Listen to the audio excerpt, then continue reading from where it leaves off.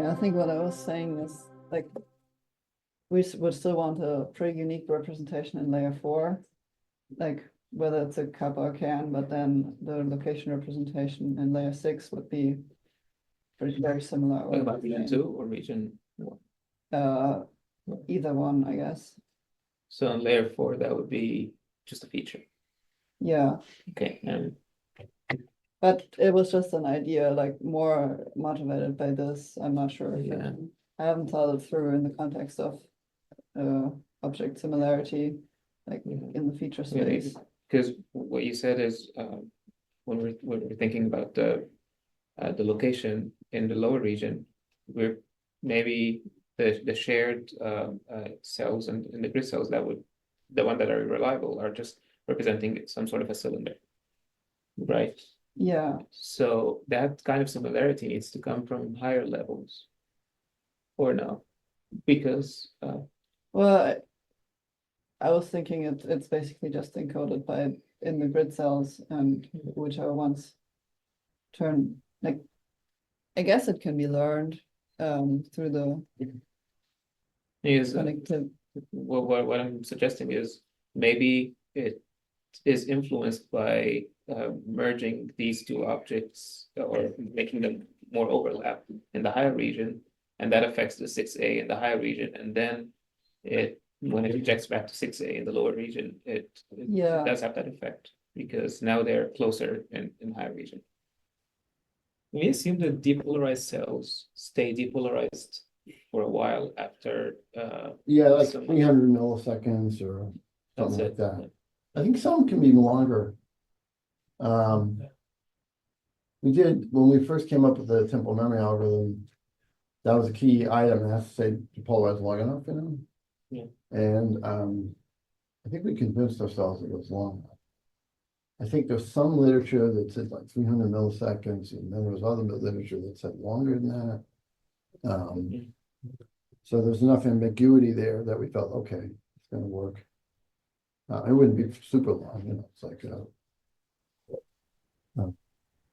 okay. Yeah, I don't know. What do you think is necessary? I have this crazy idea, but what's the crazy idea? Well, I don't want to derail the conversation. It's all right. It's crazy ideas are good. Well, we're waiting. Probably be better if I draw. Okay. Yeah. Whatever you want to do. It's up to you, Ron. No, I want to share it, but I don't know if just right in the corner up there. Okay. Don't erase anything here. So if we just assume that these columns like we have multiple columns, and these are all in region 1. Yeah. We have an object. These columns, mini columns. The critical columns. Okay. We have an object, and we have a feature, and we have location, an object, feature, location. Yeah. And these are all connected together with associative links. Okay. Right. It's something like this. Right. Although it isn't clear that layer 3 connects to layer 4, so there's minimal evidence. Well, layer. I see here. Yeah. That's generally not viewed. Although there are some connections, people generally say this. Okay, but anyway, for the moment, assume whatever you want. To be able to recognize an object, all of these have to kind of agree or reach some sort of. I'm going to use the term energy here, but I don't like it. In an attractor sense. I know, but I find people use the sort of energy thinking is very. It just takes them down the wrong path. I call it agreement between all of these layers. Right. So, and in that sense, I just think of locations as. Rami's doing a completely orthogonal idea while we were waiting for you to come back. Perhaps maybe you could revisit this at the end. But I want to say right up front that something Vivian said a moment ago. It has to work without multiple columns. It's got to work with a single column. You can't rely on multiple columns is for speed and a lot of other things, but you got to be able to. That's what I was going for with the depolarization that stays on for a while. Remember, neuron cannot transmit that signal if it doesn't spike. Yeah, but it could act as a prior when later on Robbie started by asking, how long does a cell to stay depolarized? He didn't explain why he was asking, but he's trying to explain it now. And I said, well, it's very clear for several hundred milliseconds, like 300 milliseconds, and there's some evidence it could be much longer than that, like a couple of seconds. But you were about to explain why it's important. Yeah, so if we have a union of predictions and the features here, and there's union of predictions, and we choose one of them, that union will still stay active. Even after we choose, like the other ones that did not get chosen will still stay active. And Depolarized. the depolarized, oh, sorry, not active, depolarized. Right. And they have a higher probability of getting chosen later on if we, for example, in a different column or even here, get some evidence for feature that, I guess what I'm trying to say is over time, this would be a way of reducing the possibilities, but it would just depend on the depolarization of the cells. You don't really want to have depolarized cells last for very long because, I mean, if they did, then as you move around, if let's say you move via multiple sensations, like if you're doing saccades, right, with your eyes, and if they lasted for like 10 saccades, then you got this mishmash of depolarizations that aren't meaningful. So the assumption's always been that this could be wrong, is that you have an anticipation before a sensory input, and then you got that sensory input, it matches or it doesn't match the prediction. You pick a set of cells, and then at that point you have a very strong inhibition, which basically shuts down all the other cells. But what if they keep getting, like, every now and then some more evidence? But the depolarization evidence wouldn't be useful at that point. I mean, it's interesting, like, they talk about like 300 milliseconds is typical, like, well, that's sort of like a saccade duration, right? It lasts long enough for you to do the next sensation, but not enough to do two sensations. Yeah, I'm thinking of depolarization as like kind of like the way Vivian is doing it with the evidences. So we're basically accumulating evidence as depolarization, and when we try to sample some of those to maybe simulate some one of the possibilities and go with it. So if we sample based on the depolarization here from the ones that are active, the ones that are depolarized, the highest ones are depolarized, they're going to drive some projection to the object and the location, and then they're going to go across and try to do something here. But then maybe it doesn't match, and then it gets something here. Well, again, I'm going to force you to think about one column. Yeah. I think also one thing, because I remember we were talking about this at one point, like, it's worth bearing in mind that, like, you could depolarize and predict a cell, and you could, maybe have more depolarization to have it more biased or whatever. But to benefit from that, you have to sort of visit that SDR again. You have to like visit those set of active cells. But if that's unique for a given location, and you keep moving along the object, that depolarization is never really going to have any effect, even if it does last a while. Like, unless you revisit a location. Yeah. So you have to keep giving it more evidence or more. Yeah, or as in like I can see how having like multiple depolarizations might like bias a particular SDR, so that when you go back to it, you're like, oh yeah, we're definitely at that location. Yeah. Because we've kind of predicted that feature multiple times, whatever. But that it just requires looping back, which isn't maybe the norm when you're like, recognizing it. Unless you're getting that looping back from the object, not from the location. So you're getting multiple features at some point, and then every now and then you get a feature that corresponds to more. You get an object prediction here that corresponds to more of those features, and you keep thinking, oh, maybe it's this. But I mean, this is just an orthogonal thing. So, all right. So, Tanya, let's go back to our first conversation. Maybe we can just sort of review all the crazy things we talked about. Yeah, I think particularly. Okay, yeah. Yeah. Well, I was just going to say, I particularly wanted to just recap the kind of joint grid cell / graphs that we were talking about just before we took the vibrate. Okay? I'm not Yeah. sure. So just that like the whole cylinder thing that like I'm just. I don't think this is kind of right the way I'm describing it, but just like at a high level, like intuitively, we might imagine that, okay, when you put your finger on unknown object, but you're feeling it feels like a cylinder. Let's say for the sake of argument that somehow grid cells have been kind of pooled in a certain way that you have just a set of grid cells that are active for kind of like cylinder objects. And so you're moving through that space.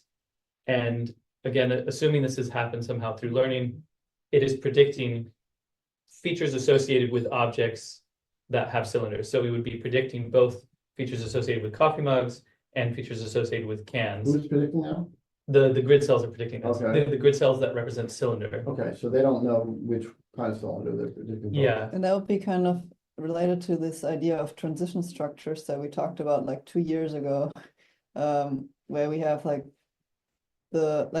where grid cells can learn different we also talked about in the context of UV maps, like mapping different feature maps onto the same morphology or structure. Yeah. And Yes, we kind of have like a more, and this would also help with the representational capacity thing, because then like for this part of the object, at least you just need what do you call it? You just need the location for cylinders. And then let's say then you move to the handle, then experimentally that would be the re-anchoring point, because suddenly you have this very unique feature. Okay, now you know you're just on the coffee cup.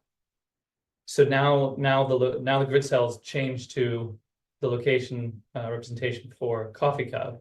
But now we go back to the cylinder Yeah. part, it doesn't. And then what happens? I don't know. Right, Yeah. that's the- yeah, that's the issue. another issue is, I think we're thinking of it right now as like different 3D object shapes, but I guess all the experiments are mice in a navigation task. Right, Where it's probably like you could, if in this idea represented with the same type of location space. Yeah, it's much easier. So Yeah. I'm sorry, Yeah. and the last sentence didn't fall from the previous one, so we're talking about mice. As in, it's always just like a 2D Cartesian like yeah, plane. Whereas like It- if it's different 3D objects, then it it's, wouldn't really be necessary to have a grid cell, like a different grid cell space representation for Different like environments. just a 2D navigation plane. We do have it then, Yeah, right? in this idea that But there's no evidence that while the rats stops looking at signpost here and it started moving over here and hasn't looked at another signpost, that it doesn't go back to like generic room, yeah, like, which would be, or generic square room or something like that, right? yeah, because I mean, you could argue then, like just following that earlier description, like, okay, now you move back to the cylinder or like the body of the cup, Right, and but now you're in the unique coffee mug Yeah. space. But that doesn't seem very efficient, because then you're basically having to like relearn the object. I agree, but that seems to be what's going on. Yeah. At least from the rat in the room, it doesn't. Once you remap for all points in the room, and Yeah. it doesn't go back to I mean, the evidence is that once the rat's in the room, it knows it's in the room, and that goes my observation too, that I don't go back to just representing a cylinder, because I know exactly when I'm supposed to Right. predict it feeling the handle. And there's no ambiguity, oh, I'm back on a cylinder again. It's like, Right. no, somehow we can do both, right? You don't want to have to relearn all cylinders, Yeah, right? and But- then, yeah, in terms of then the like grid cell neurons being dropped, like another thing that maybe would fit with the literature is like, okay, again, you're on the cylinder, you started on the cylinder, so you're in that generic space, and then you move on to the coffee cup, and now it drops a neuron, I Right. don't know, and it's dropped basically the neuron that corresponded to the Coke can or whatever. Well, And so now not a it's- single neuron. Yeah, Right. And that's also maybe the problem is like, how would this have the representational capacity to be useful? Yeah. But then, assuming somehow dropping a couple neurons is enough, it drops the couple neurons associated with the Coke can. And so now, instead of predicting a union of features in the L4, it's predicting just the features associated with the coffee mug. yeah. But then there's no re-anchoring. Like, so then that doesn't fit with the fact that re-anchoring occurs. Right. Do you know if there are And any the studies representational of grid cells in relation to objects like on monkeys or something? There probably are. I know there's been ones with bats flying in three-dimensional spaces, not Yeah, two-dimensional Was spaces. it good cells in primates? yeah, like with objects, Yeah, not like like our navigation. whole In vision hypo- space, actually. Oh, really? Yeah, there's a cool one with macaques where they're like looking at an image and they basically have like grid cells. Oh, I didn't see associated with that's that. good. Oh, yeah, if you could share that one. Yeah, I think it was Interesting. from like 2012 or something. I'll Yeah, talk about it. Anyway, it would be a pretty big problem for us if it didn't work for palm trees. Yeah. I mean. But it was still an entorhinal cortex, but like Yeah. Oh, well. and but I mean, there's also stuff with like prefrontal cortex, but like those are the two main Oh, areas. well, that- you know, the prefrontal cortex, right, there was the stuff there related to like abstract objects, like even in humans. right? Yeah, abstract that objects. with the birds. Right. Yeah. That was Yeah. MRI. Yeah, the primate one I'm pretty sure was single cell, but I can double check. And the fMRI one is a sort of a crude measurement. Yeah. You're not looking at individual cells, you're just looking at collective cells and how they. You know, if you recall how that works, if you had imagined space that's tiled with grid cells. If you go in one direction, you're hitting the grid cells are becoming more active over and over again. And then if you go at a slight angle to it, they kind of change slower. And so they can detect that. They can detect that there's less activity in the right pattern as you move in different directions. Just strong evidence. Yeah. Not direct, but it's strong. I was just trying, I would like to just, I'm not sure if you covered the topic you wanted to cover. Yeah, I think I just thought it was interesting to just revisit that because I think I think the idea of merging the grid cell space, firstly, like addresses some of the issues around like representational capacity that we're worried about. That like if we're trying to learn lots of objects, and it also it maybe kind of addresses the point about like how do you have multiple populations of grid cells active. And then the last point is just, it fits also kind of with what I think we've been wanting to try and do in Monty, which is like start to merge the 3D models. So Right. that like at the moment, But we how have, did- we have unique 3D models for like the different mugs, like Right. I cup and C Right, cup and all this right, stuff, and they're almost identical. Right, And right. actually, we have kind of the hypothesis space to like orient them together and basically say like, look, this is essentially the same graph. Yeah. And so we could do something like that. Yeah, and that would even just be the same, exactly same graph, just different scale, but Well, and yeah, different okay. colors. You Okay, can, you can have the same graph and then attempt a little modifier on the side, say, oh, by the way, I don't want a coffee cup, therefore, I don't know. This is the paper, by the way, Killian 2012, but so they like the monkeys. Nathaniel Killian, Oh, Elizabeth Buffalo. no, okay, Killian was the guy who worked at RNI. But yeah, like you can see there's like a cell that's active at these locations when the is circadian around. I'll send that on the group. yeah, What if we did the following? There's another approach. We say, okay, we clearly don't want to have to relearn all cylinders. That's wasteful, right? That doesn't make sense. We clearly have very clear predictions when I know what object I'm on. When I'm expecting something different than a cylinder. I'm expecting to handle that is to my mind, that's like an absolute, and I know if you ask me, oh, I'm only feeling this, but I know I'm on the cup, even if I'm not feeling the handle, I know that it's there. It's not like I've lost any information. yeah, So one way that you could do that, I'll see if I can come up with a way to do that. You know, you could have two spaces in some sense. You could have, we talked about this, Sue touched on this earlier, like there could be a generic space. I think there's some evidence for this in rats. I have to go check. I might be wrong about this, but if I recall, if you put a rat in a circular room, generic circular room, you get like one map. We put in a rectangular room, we get another map. We put in a square room, we get another map. These are not, but then you put objects in there, it gets unique. yeah, The rat can make unique. So there might be like two different, maybe you have some sort of base representation, which is, I hate to think like this, but the evidence pushes it this way, which is sort of a generic object. But you don't throw that away when you get the specific object. And maybe somehow they both continue to exist. There's one way to do that is you could have the same set of cells in one phase become a different set at a different phase, right? And so when the rat researchers were looking they, I don't, maybe they're biased in how they look at this or something like that. Maybe the second one is very sparse and the first one is not so sparse. I'm just saying, you could have the same set of cells could in different phases or different periods of time represent both the cylinder and then later the specific object. That's one possibility. Yeah, You could have two sets of objects, two sets of grid cells, or two sets of things, and both are being updated independently. yeah, I like the way how you proposed it, Niels, that there's like the base object, the cylinder, and then once you get to the handle, you just drop off some of the neurons from that Right. base object, and that makes it the specific. That was my coffee hope cup. when I saw the tank paper, right? Yeah. But I couldn't get it to work. When I tried to work through the details of it dropping out things, there wasn't enough dropping out to make it like a unique code, make a yeah. unique code. But that's clearly evidence, so that's a really important piece of evidence, like why would this particular grid cell stop activating at some But point? it would be nice because it would still keep the information that it is a cylindrical object.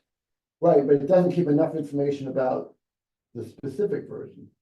Well, if there are only so many cylindrical objects, I mean, it wouldn't be able to encode like hundreds of cylindrical unique objects, Right. but And the other problem with that is that if I drop out a few of these cells, there's not a lot of them, but a few of them, the representation is still mostly cylinder, right? Yeah. Somehow I have to know that when these few cells are missing, how do I detect that? These few cells are missing, then it's no longer a cylinder, now it's a coffee cup. Yeah. I didn't know how to do that. It was like, it just wasn't, where's the information? Well, you guys, oh, I know this cell is missing and that cell's missing, but how does the neuron know that? And yeah, just to paraphrase what you were saying before, like one approach is like you kind of re-anchor, but we also maintain that dropped out generic one, and we just use the two different phases to Right, well, maintain both. or, I don't know if it's re-anchored or, As in like we have the dropped out one at one phase that's active. And then we have the unique new re-anchored one at another phase, but then that doesn't, again, then like when we revisit the base, like, are we relearning? I don't know. But it's also like it doesn't really stop being a cylinder. The information that it is a cylindrical object is still very useful for us to make predictions of where the object is at all times. Like only very specific things change once we know that it is a cup, and maybe only those are the changes that are conveyed by the neurons that are dropped from the. I don't know how you convey information to the neurons that would drop. It's, Well, it's Well, more it that wouldn't, it when wouldn't they're, predict the other possible features Exactly. anymore. when, like, let's say you have, at a given moment in time, this is like L6, and you have like, the majority of cells are like generic, the majority of the grid cells. what behaving as good cells supposed to behave. Yeah, yeah, and are kind of associated with both what do you call it, both cylindrical objects. And then you have like a couple grid cells that like, okay, this is associated with the coffee mug, this is associated with the Coke can. But it's dropping out or is it active? At the moment, they're both active because So because they're regular grid cells. so as far as we're concerned right now, they're regular grid cells because we haven't recognized the object. And I appreciate this kind of sparsity, whatever, does not fit with how, you know, the numbers normally work. But let's just say, for the sake of argument, that this is enough that we can predict.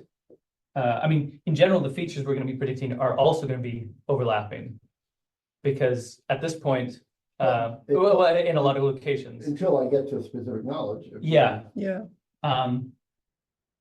But then once we then suddenly sense the handle, suddenly this one kind of drops out, or this is going to be a different grid cell, but like this kind of these very sparse handful of cells that represent the Coke can is going to drop out, but this one's still going to be active. So this one at this location is predicting handle, and whereas the can, you know, Yeah, predicts something else. we always need a distribution to predict anything. One axon doesn't. Yeah, I know, and doesn't that's work, the right? issue. Like from a numbers point of view, it doesn't work. But like if you assumed sufficient kind of capacity or something, like in like just for the sake of argument, in Monty, like, we could quite easily do this. Yeah, you could, right. Neurons but- can't do it. Yeah, Again, that's the premise behind everything here. At Monty, we may decide to do whatever is efficient for coding and Yeah. whatever, but the way we're doing it now is not very efficient, right? So we have to change things. But it's nice to get a clue from neuroscience how this Yeah. works. How about the idea, remember earlier I talked about, it's hard to, I can't imagine how you propagate two sets of grid cells simultaneously. That seems to be hard for me. First one set, then another set, and all at the same time, yeah, unless they're completely different sets. One possibility is that you have a sort of a denser, you have your sort of base-like object, from the rats, like a round room, a rectangular room, a square room type of thing. And, or we're talking about cylinders. And then you sparsify it in phase, it goes through a set of phases where a lot of the cells just drop out quickly. And you have a very sparse set of active cells at one point in the phase, and then they all become active again. So by looking at any particular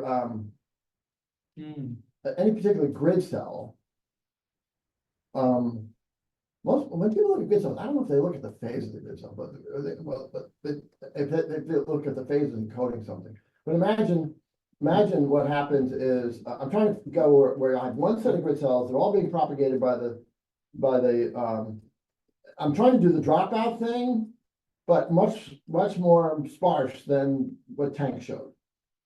Right? at least in the off phase, like, maybe for the sake of language, if we say there's like an on phase and an off phase or something. Right, like that. So the on phase is They all look this like, one, right, and then and the the off off phase phase is very sparse. right, and in those situations, typical researchers they don't even look for it and they don't see it, and it's Because it's so sparse. It's just it's so sparse. It looks like a random spike. It doesn't fit in any of their histograms. So it's easy to miss, right? Now the Tank thing is an oddball where it's like, oh, why does this good cell doesn't look like a normal good cell at all? It just seems to be never active. I mean, maybe that's an artifact of something else that's going on. We don't know. It could be an artifact of the way, but let's say for the moment there's an on phase and an off phase, and so yeah, it looks like all these are real good cells, and then in the off phase it's really sparse, and no one notices that. Because we're talking about spike times, right? Exact spike times. So they have to be looking at multiple cells and seeing when they're spiking relative to each other, and it's all difficult to do. So it's possible that that kind of thing could be missed. So to me, that feels like a better solution to me. It's like, I know I'm on the cylinder, and I also know I'm in the copycat. You just look at the on phase and the off phase, and those two things are there at the same time. Yeah, they're still.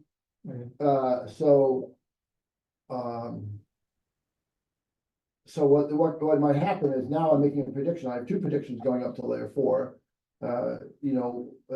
One would be, if I look at the on phase, then I'm just a generic prediction. It could be anything on a cylinder. If I'm looking at the off phase, then it's very, very specific. And I would know right away if it's right or wrong. By the way, the off phase could be prior to the on phase. We could start off with a specific prediction and then move to the generic one.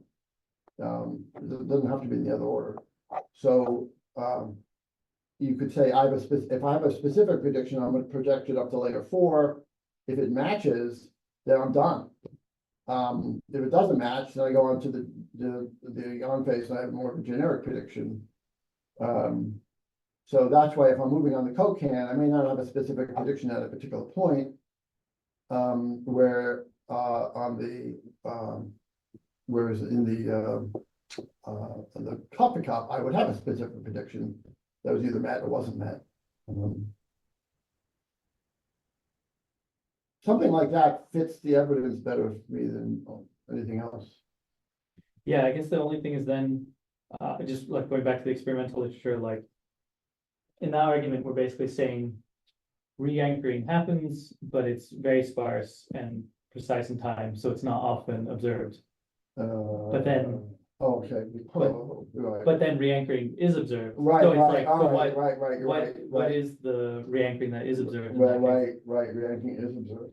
Shit, sorry. No, but I like the idea that, yeah, it's like, this is kind of happening, but it's just hard to record. Well, But then the it's whole like- idea that re-anchoring is occurring, the evidence says that, Yeah, but then we don't want to have to learn everything, yeah, right, because it re-anchored. I mean, when the rat is in the room and it re-anchors, it's like, you know, it's funny because when the rat's in the room, imagine it's, for the moment, it's like it's in the dark, right? And I've done this experiment myself, too, in the dark. And you don't really have much information at all. You're not really making any predictions until you get to some point. It's not like, we talk about moving a finger around the cylinder, like, oh, I have this constant prediction of what it's gonna feel like. Obviously that feels correct, but in other situations, if you're not, you know, if the rat is in the room and it's just feeling with its whiskers, there's a long period of time where it makes no prediction of anything, and then it says, I should feel something. It's not like learning every point. It's like saying, as I move through the room, learn what I'm feeling, nothing, or, you know. And then, so it wouldn't be a lot of learning, but again, it's not, you know, we have the problem if we're trying to learn some cylinder or something like that, but then we feel like we have to learn the same thing. We have to learn all this learning about. There's a difference there. A rat in the room doesn't have to learn every point until it senses something. Yeah, we're assuming we have to learn every point, as you know, because we're sensing continuously. Why is that? That seems to, you know, rat doesn't seem to have this problem as much. Like, even though it re-anchors, it's not learning every point. That could be a useful piece to think about for the point that, like, we don't want to have a big union of predictions in the beginning when we are uncertain, because maybe in the beginning we just don't have any predictions. We just wait until, like, we collect some sensory information until we have enough information to make some educated guess, Right. like what shape of object you're on or how big the room is. Like, you just walk in the dark room until you hit a wall, and then you use the distance you walk to kind of make a prediction of what size room you're in. Yeah. Like, maybe in the beginning when It's you kind of don't have odd, but anything. in the beginning, when we're touching something, it feels like I'm getting information right away, like, oh, it's a curve. You know what I'm saying? It's not like with the touch one, like on the object like this, it's hard to. It's not like the rat in the room. It's like, it seems like I'm getting information right away, immediately. Yeah, but still, like, if you put your like hand into a dark box and you're supposed to recognize an object, I feel like you still, like, you don't make a prediction on first contact. No. You still, like, kind of use your whole hand, try to judge the Well, size of the object. Let's say one finger, Yeah. you would still One kind of column. go over it once to kind of get the size of the object at least, or the rough shape, and then you start making more specific predictions. I feel the opposite. I feel like I would argue that if I touch an object, like, oh, I don't know what this is, and that's, oh, it's got a curvy thing here, and then, oh, there's a little hole here. I know that hole. That hole's on my coffee cup. It's an oval hole. I know what it looks like. I didn't have to touch the whole thing. You know, But like, as you touch the cup the first time, or even when you start moving, do you already make predictions like, oh, this could be a cup or a can or a spoon or I don't a know, but bowl? somehow I'm able to infer it very rapidly without touching the whole thing, right? can I make a suggestion? I Yeah. don't know if this has ever been done at the method, but we get a box, there's a box out here, and we each pick an item for someone else, and then Yeah. put it in the box, That'd and be then we're fun. each gonna put a hand in. I did And that then- at the Exploratorium last year. Oh, yeah, And right. it was actually, it's not easy. Cause I think, yeah, cause we use this example so often, I think it would be, You can't do it?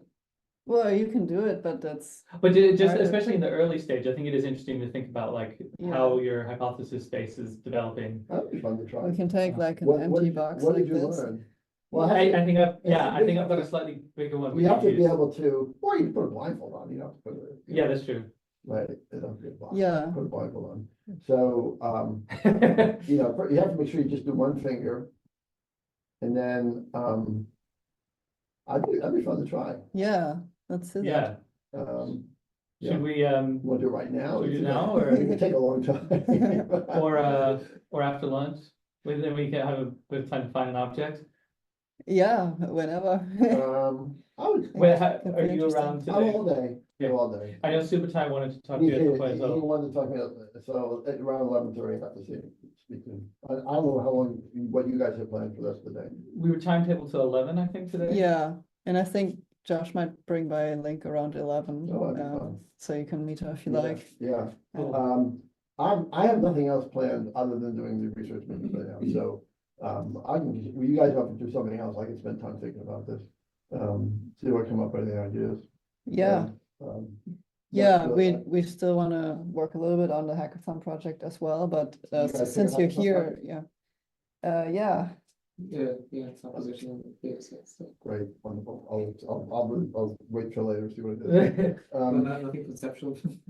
Um, Yeah. Well, I would prefer to keep going here, right, personally, I prefer to keep thinking about these things right now. Yeah. I think Yeah. In the afternoon, we can do a little fun experiment. yeah, I feel like it would be interesting to just kind of roll out the implications a bit more of like, let's just assume like, okay, we have the generic generic space, and then we the more generic one and for cylinder objects, whatever, and we have the more unique one once we're on the coffee cup. And let's say maybe there's two phases, then they're both active, and maybe they're, I don't know, maybe they're both very active, and that's what the re-anchoring that people observe is. But just in terms of how catastrophic that is from a point of view of like learning efficiency and stuff like that. So, because like we were saying, that's not ideal, because then like you go back, now you're predicting with two different ones. But does that mean, like, what does that mean for like how we learn the object? Do we have to like revisit every location Well, twice? no, That's not clear what what it we would do, be is, it was sort of something along the lines of using the generic object that I learned, like cylinder or something. Yeah. Right. It has a set of predictions. And, but if I have a different input that comes in, then I'm gonna pair it with the sparser version of the grid cells. Right?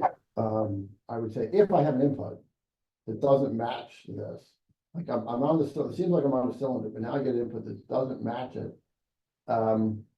Then I would start, I wouldn't re-anchor right away. I would say, learn that new feature with the sparse version. So if I have if the sparse version has a prediction, I'll predict it. But if the sparse version doesn't have a prediction, I'll just go with the generic one. So like the sparse version has priority. But yeah, to your point, like earlier, I think you were saying like once you feel the handle and you go back on the mug, you're not like, oh, I'm back on the cylinder. Like Yeah, you're at that point, you're like, I am on a mug. So yeah, it feels like the internal representation is, but maybe that's just because that's Well, how do you that's say the it? L3, I guess. Well, that's a Which is the question, that's conscious into your part, question, like, yeah. could be L3, right?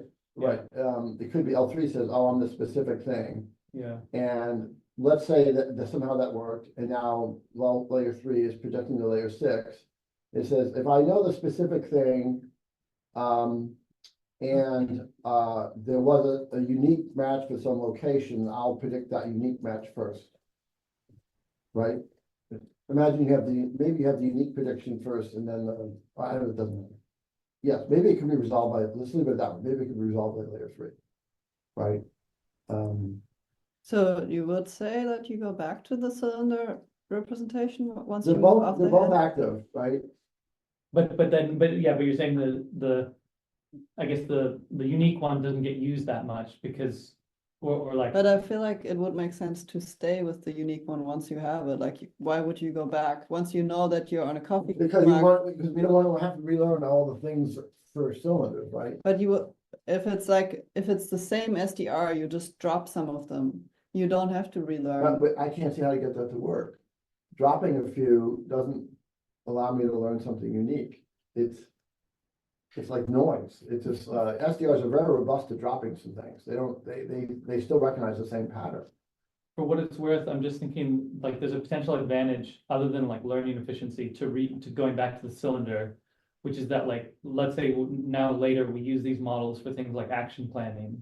You can generalize much more because like anything that applies to the body of the cylinder applies to any cylinder regardless of which object it is. So it's like a more, you get to reuse more. It's a different face of the same problem. It's the same problem, but it applies to a different we have the same problem, like not only do we infer objects without having to learn the entire object, we want to be able to do action plans without having to form a unique action plan for every object, right? Yeah, but I was just thinking like, if I get your point that it's difficult to do this with SDRs, but if it is just turning off some of the neurons, that it would make sense to not turn them back on, because like once you know that you're on a coffee cup, you want to predict all the things that you would see on a coffee mug, like the Numenta logo, Right. or that it could be warm or something like Right, that, right. and you don't want to go back to all the predictions that you would make for any This is cylindrical why I was saying, imagine you have the generic prediction and you have a specific prediction. And the specific prediction only comes into play if there's a specific prediction. And so I'm reacting to something you just said, but I forget the exact words of it. You don't have to go back and forth. It's like the generic prediction works, but when I get to a location where I have a specific prediction, then that one dominates. It's like, so I know layer 3 knows I'm on a unique object. Layer 6 is sort of representing generic objects. And to the point where I have learned a specific feature out of it, take the generic object and learn a specific feature on it. At that point, the unique layer 6 activation becomes dominant. Otherwise, it's not gonna. Otherwise, you're on the generic space. Yeah, so like if you have an SDR and you drop some of the neurons, and then the analogy that you could have been on a generic object, but now you know you're on a specific one, you're just making less potential predictions. So the ones that you're still making from the cylinder could be like the curvature that you'll sense, or where in space Right. the object will be, but then you dropped some of the potential predictions, like the Coca-Cola logo is not predicted anymore as a potential feature. But the problem I get is you just can't drop a few. Yeah. You have to drop almost all of them, and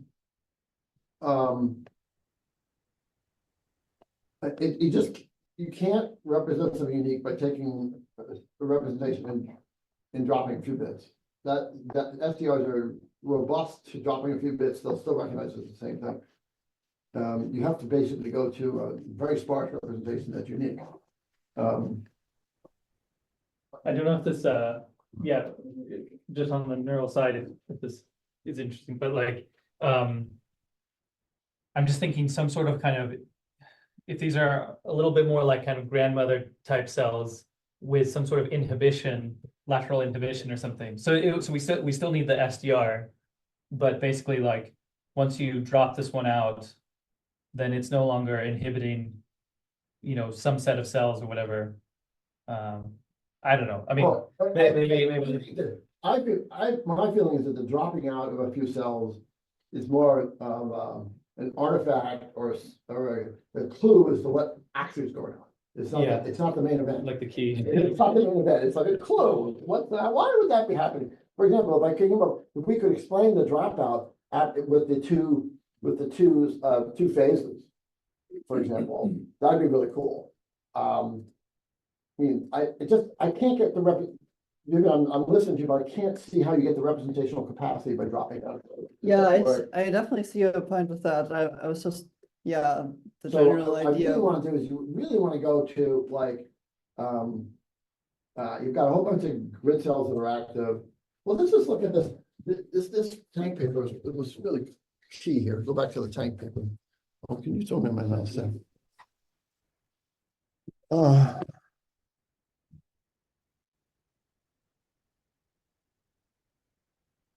Man, I missed the monthly brainstorming.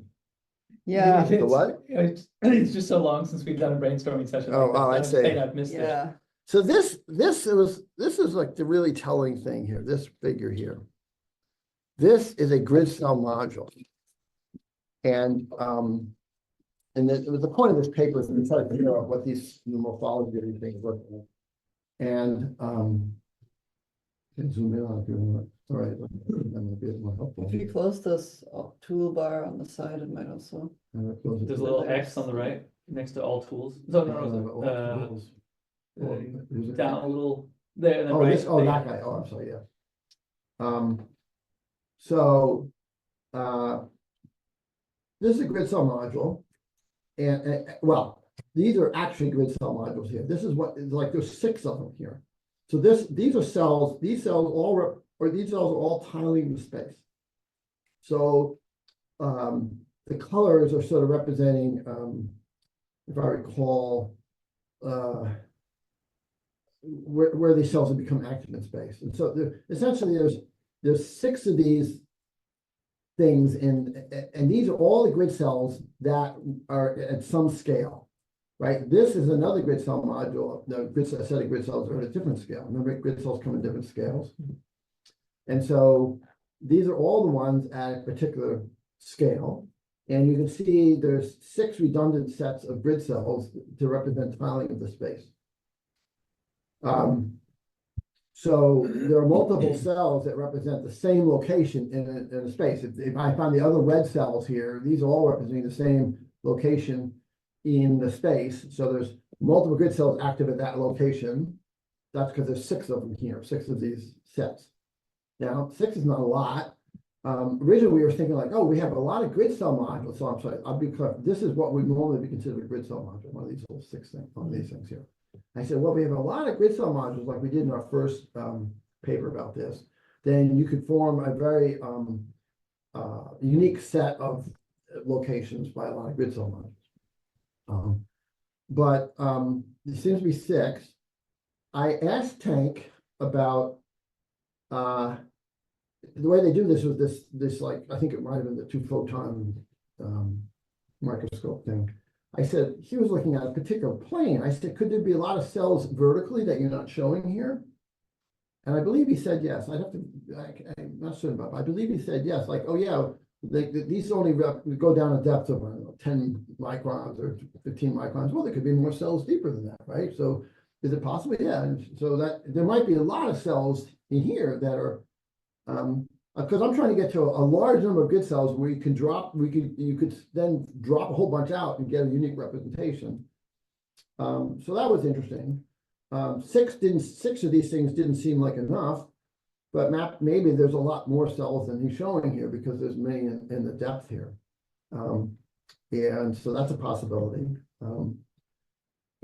But to really form a very unique representation, you'd have to drop out a lot of these cells. You can't just drop out a small percentage, because if you drop out a small percentage, it's SDR to just anyway. And this representation, by the way, is not very sparse, right? This you know, grid cells are not like they're going to come on every so many whatever distance you're going.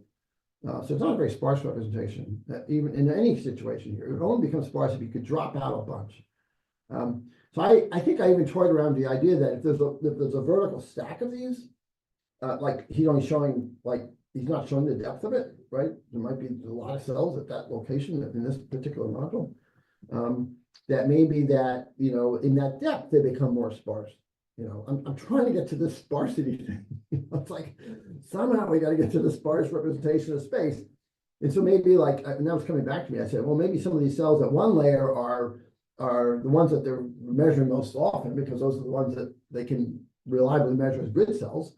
But there might be a lot of other cells further down that are very sparse and have gridness, but they don't capture them because they're sparser. They don't fire most of the time. And maybe the dropout that they observed was like, oh, that's right, no, it's coming back. Maybe that dropout, like we said, some of these drop out, but very few. Maybe you're just catching right at that transition, right? Where maybe like the cell right below this one, it starts to be sparse, and he's out of the border there, and so he found like one cell, the cell that was dropping out. Maybe if you go deeper, they all drop out, or there's a lot of dropout, something like that. So I was trying to come up with ways of getting sparsity out of this thing, yet preserving path integration for the whole thing.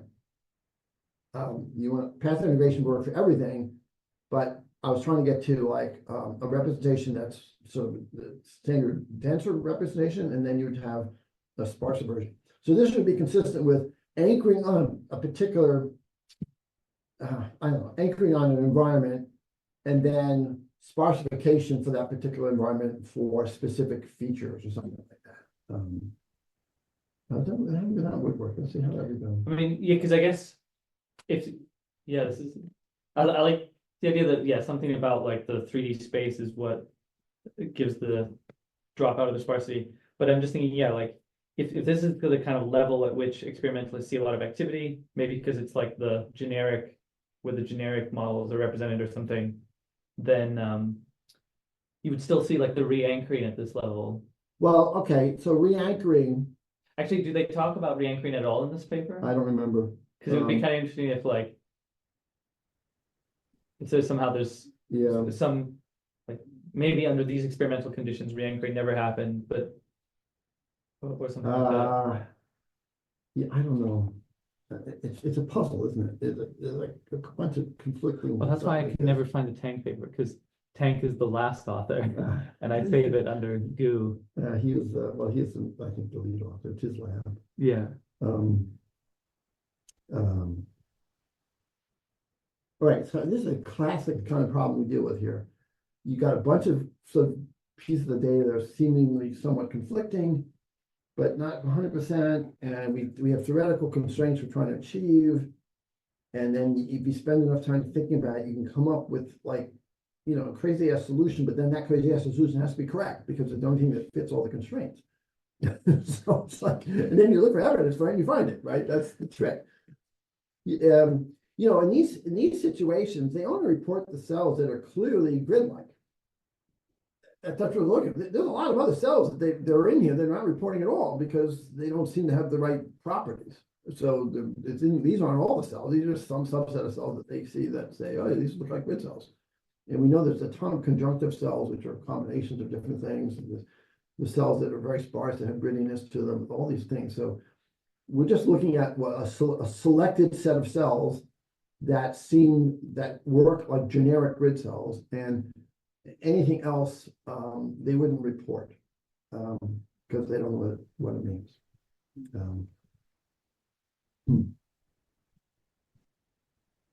Someone share this paper in the group. Oh, yeah. How do you drop it into Slack? You can just drag and drop it. Drag it like a file on my desktop. I can Yeah. just drag it and then drag it into what? Into like. Into the message box, like where you type Oh, really? text. Yeah. Decent. But I think you can also just do like the plus icon Yeah. and then pick it as an right. attachment. Yeah. We'll just share the link if it's. Yeah. I don't have a link to the real paper. I just have I downloaded it. It might have been. I think what I remember was I saw a presentation from Tank. He gave a talk someplace. I saw it, and this figure was in that talk, and I immediately wrote to him saying, "Oh, I have all these questions about it," and he didn't respond for months until the paper was published. Then he was wanting to talk about it. It was really frustrating. It was like, I want to ask you about this. I want to ask you about this. I only saw it was briefly mentioned at the end of his talk. I'm like, oh my God, that's a great figure. There was something similar that happened with so Edward Moser's group, they had like a poster from like 2014 or something about rats in 3D cages. Yeah. And so I was really curious what the like grid cells were like for that. And then, yeah, and the lead author, basically they published it recently. And so she was unwilling to like talk about it until it was published. And then by the time it was published, it became apparent, okay, this isn't relevant to us. Like, but I got really, excited. If they already have a poster, it feels like if you go up to at the conference or wherever it was presented, you Yeah, have but to I think it was new results, and Yeah. I don't know. I guess Yeah, experimentalists are a lot more nervous about being scooped. Right. Right, yeah. Right. I'm not blaming him for it. I'm just saying it was frustrating for me. And the other thing here that's really interesting about the dimensionality of these things, you know, the size of this. I was thinking, like, is this equivalent? Of course, this is angular cortex, but is this dimension here maybe equivalent to like a column? So would we see something like this in a column in a cortex where you might have 6 or 10 of these grid cell modules lined up to each other? Because these are, this is much smaller than the column one. So again, I'm taking this as a sort of prototype for what a column would look like in the cortex. You have 6 of these things, but maybe there's depth to them. Anyway, the beauty of that idea is that imagine these cells. I'm switching an idea here. Imagine each of these color cells is sort of like a mini column, and so the mini columns are it's because remember, we were saying there might be some dense ones and some sparse ones. And then, but you want to path integrate the whole minicolumn, right? You don't want to path integrate individual cells. You want to path integrate the whole minicolumn, so that even the sparse ones get path integrated. Something like that. Because one of our problems is we want to be able to do path integration on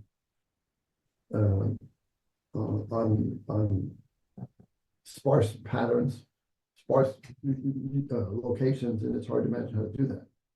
Yeah. So we did it. This is different than this many, yeah, but the idea that you're doing path integration on a set of cells, that might be vertically aligned.